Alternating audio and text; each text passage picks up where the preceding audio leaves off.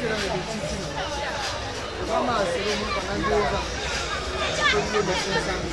merci à vous, merci à Afrique Média, merci pour cette opportunité qui nous est comme ça offerte pour parler du Vélocil 24. Le Vélocil 24, c'est un traitement, c'est un phytomédicament, c'est un virucide. Il a des propriétés contre les gros virus, notamment les hépatites, l'herpès, le zona, mais aussi le VIH-Sida. Surtout le VIH-Sida parce que la recherche avait été menée contre le VIH-Sida. Mais par la suite, on s'est rendu compte que les applications pouvaient être étendues sur un certain nombre de pathologies. Lorsque nous faisions la recherche pour trouver une solution contre le sida, nous avons cherché comment le détruire. Et nous avons emprunté un chemin qui est différent de celui emprunté par la science conventionnelle. Nous avons attaqué le virus dans sa condition génétique, à savoir que c'est une particule anaérobie stricte, donc c'est une particule qui est sensible à l'oxygène. En plus, c'est un qui est détruite par l'oxygène. Alors nous avons cherché comment produire cet oxygène dans la cellule. Pour ce faire, nous nous sommes référés au mécanisme existant de production d'oxygène. Je parle par exemple de la photosynthèse. C'est un mécanisme à travers lequel l'oxygène, les plantes rejettent l'oxygène. Nous nous sommes référés à la destruction, à l'hydrolyse de l'eau, par exemple par le soleil, par la chaleur, par le feu. Nous nous sommes inspirés beaucoup plus de la phase sombre de la photosynthèse qui permet à la plante d'emmagasiner une certaine énergie pour produire les mêmes réactions, mais cette fois-là en absence de lumière. Pour dire quoi? Pour dire que le Vélocil 24, c'est vrai, c'est une plante, c'est une association de plantes aujourd'hui qui est administrée, mais ça a une base scientifique. C'est un travail pensé. Nous avons donc cette molécule qui détruit la molécule d'eau. Et lorsque la molécule d'eau est détruite, l'oxygène est libéré et l'oxygène va donc être en circulation dans la cellule. Une cellule envahie par l'oxygène, une cellule suroxygénée va détruire tous les virus qui y sont contenus. Voilà pourquoi les applications se sont étendues aux autres virus. Alors c'est ça le Vélocil 24. Nous ne pouvions pas, nous sommes là en 2001, concevoir une molécule. Nous ne pouvions pas fabriquer les molécules, nous n'avions pas les compétences, nous n'avions pas les moyens. Alors nous avons cherché l'équivalence de ces molécules dans le règne végétal. Alors nous avons identifié les plantes qui pouvaient, une fois mises en macération, donner un breuvage riche en éléments voulus. Nous avons donc commencé à donner ce médicament. Nous n'avons pas commencé par faire cela, nous avons commencé par tendre la main aux autorités de l'époque. Je pense au ministre Robert qui était à la recherche scientifique à l'époque, qui nous avait envoyé l'INPM qui était à l'époque dirigé par le docteur Zeken, Léopold Zeken. Nous avons rencontré toutes ces personnes jusqu'aujourd'hui pour essayer de leur faire savoir ce que nous faisions. Je me souviens qu'à une époque, nous donnions une conférence au centre culturel camerounais pour parler de la scientificité du produit. Aujourd'hui, qu'est-ce que nous faisons? Nous ne pouvons pas ranger le produit dans les tiroirs parce que les choses tardent. Vous savez, la recherche, elle est lente. La réaction des gouvernements est un peu trop lente à notre goût. Étant donné que le produit ne présentait aucune toxicité, nous avons donc donné le médicament aux patients. Chose que nous faisons depuis 2001 avec des résultats très encourageants, avec des résultats louables. Parce que nous avons, parmi les patients que nous recevons, ceux que nous prenons étant séropositifs et puis par la suite, nous les conduisons à l'issue du traitement et après l'élimination des anticorps à une séronégativité. Le CD4 étant reboosté, relevé et la charge virale étant totalement annulée. Mais vous savez que ça, ce n'est pas encore quelque chose parce que nous soyons avec une poignée de personnes. C'est vrai, nous avons déjà vu défiler plus de 5000 personnes. Je veux être modeste parce que c'est 3 à 4 fois plus. Mais nous pourrions toucher beaucoup de personnes si une oreille attentive nous était donnée. Voyez-vous aujourd'hui, le Vélocil 24 est produit non plus comme par le passé, parce qu'avant il était un breuvage liquide qu'il fallait boire. 1,5 litre par exemple, c'était difficile, pénible. Aujourd'hui, nous avons une poudre soluble. Elle est obtenue par déshydratation de la plante fraîche. Donc nous avons accès à certains déshydrateurs dans une unité de production qui coûte beaucoup de moyens. C'est déjà pas mal parce que nous donnons un produit qui est amélioré. Mais ce n'est pas encore ça. Si déjà donc ce produit-ci donne satisfaction, imaginez ce qu'on pourrait faire avec un produit transformé dans les règles de l'art. C'est-à-dire non plus un déshydrateur qui utilise la chaleur, qui va jusqu'à 30 degrés, 35 degrés, parfois 45 degrés. Automatiquement, beaucoup de molécules sont abîmées par ce processus. Nous avons la carrière des plantes qui n'obéit pas forcément à la maturité requise. Donc, c'est des études qui doivent encore être faites.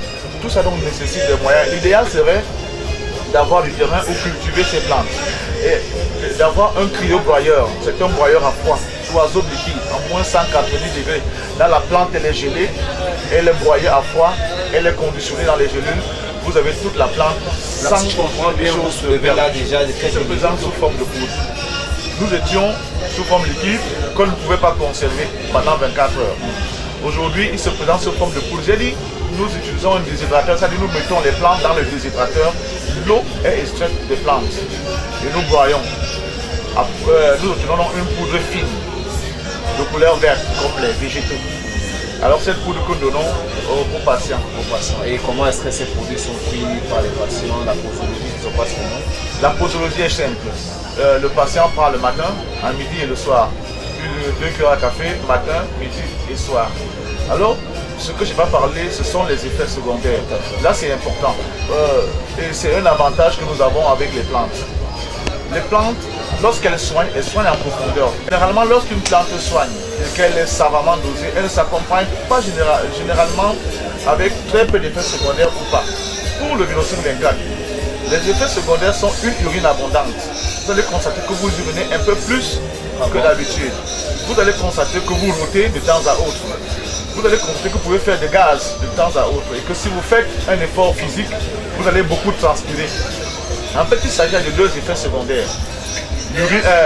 Un rejet d'eau et un rejet de gaz, donc l'oxygène ou l'hydrogène. Pourquoi cela? Parce que la réaction a lieu dans la cellule humaine. La molécule d'eau est brisée. Et comme ça se passe à l'intérieur d'une certaine température, il y a donc reconstitution de la molécule d'eau. Et donc ce qui fait quoi? C'est un cycle. Il y a destruction et production et reconstitution de la molécule d'eau. Ce qui va donc créer un trop plein d'oxygène, un trop plein d'eau que l'organisme va éliminer. Pour parler des purins, c'est un hépatoprotecteur. Parce que parfois nous avons affaire aux gens qui souffrent de l'hépatite B, de l'hépatite C, qui peuvent avoir le foie déjà en piteux état. Alors avec Epura, on va non seulement s'attaquer au virus, mais régénérer le foie, donner au foie des molécules, des éléments pour qu'ils s'auto-reconstituent. Qu'est-ce que nous pouvons donner comme pour le fun? Lorsque nous avons assisté à la conférence d'ouverture, l'inauguration du SAGO par le ministre de la Communication, il a dit, parlant du chef de l'État, que découvrir quelque chose, faire un travail c'est bien, mais encore faut-il le montrer. Pardon Patrick? Le faire savoir. Voilà, encore faut-il le faire savoir. Et surtout si on le fait bien. Nous estimons que nous faisons bien ce que nous faisons et nous sommes là pour faire savoir que nous avons déjà fait un pas. Il manque encore 10 autres pas ou 9 autres pas pour atteindre 10 pas, pour atteindre le maximum de personnes. Nous sommes là pour tendre la main, pour dire si nous avons pu faire ceci avec la modicité de nos moyens, qu'est-ce que nous pouvons faire? Imaginez ce que nous pouvons faire avec un soutien logistique approprié, un soutien logistique idoine. Donc c'est ce que nous sommes venus dire. Nous sommes venus dire une seule main ne monte pas sur un arbre, comme on le dit généralement chez nous les Bantous. Il faut 2 mains. On dit encore qu'une seule main n'attache pas un main. Il faut que les 2 mains s'y mettent. Comme pour dire que seuls nous sommes limités. Mais si nous avons une oreille attentive, et là je parle au pouvoir public, je parle aux investisseurs, je parle aux hommes de bonne volonté. Si nous avons une oreille attentive, nous donnerons un produit made in Cameroun à la hauteur de la table du monde. Nous serons présents au rendez-vous du donner et du recevoir de la recherche contre le sida, les hépatites et les maladies virales. Merci. Ça veut dire que ceux qui font la recherche commencent d'avoir des plans de solutions pour faire avancer la recherche. Est-ce qu'il y a un cadre? Ce stand avait trois choses à présenter au public.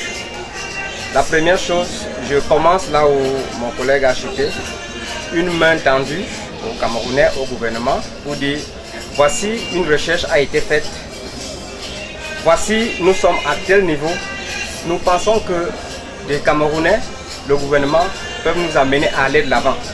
Premier aspect.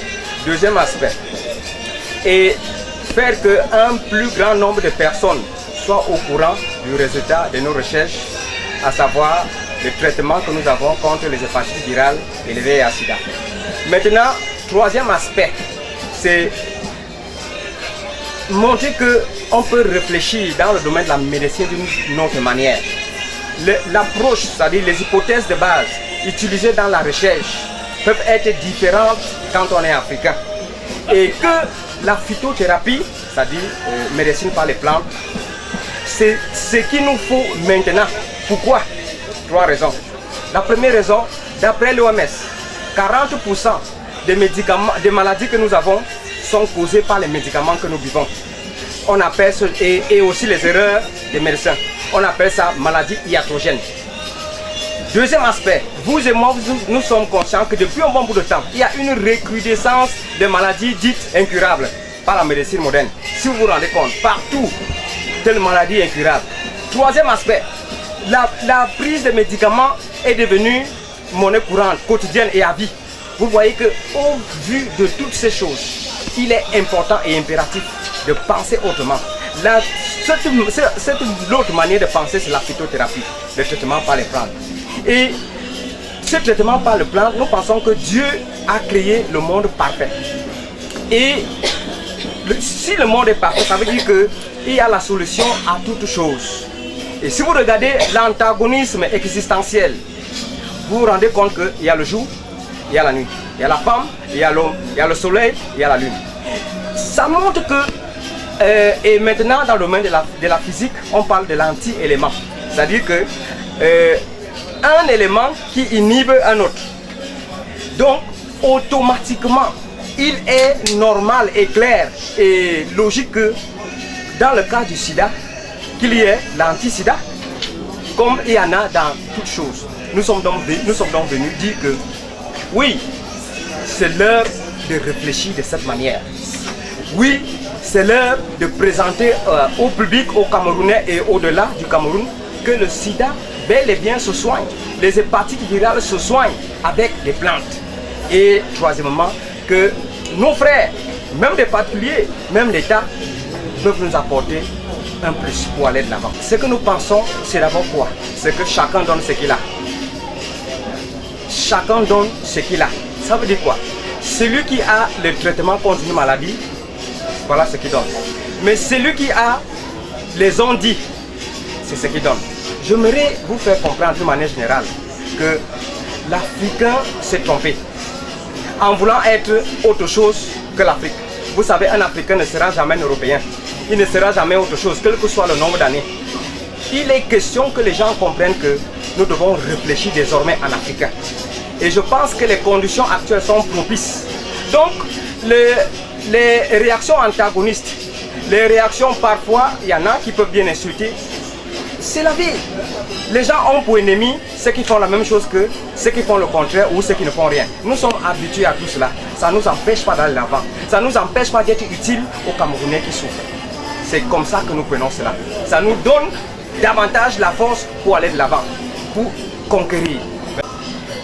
Je vais vous dire en étant joyeux que si je ne me trompe pas, on était parmi les stands les plus visités.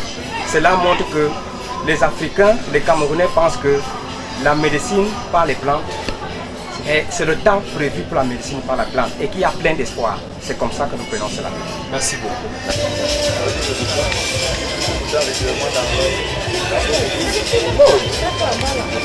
Par rapport à ça,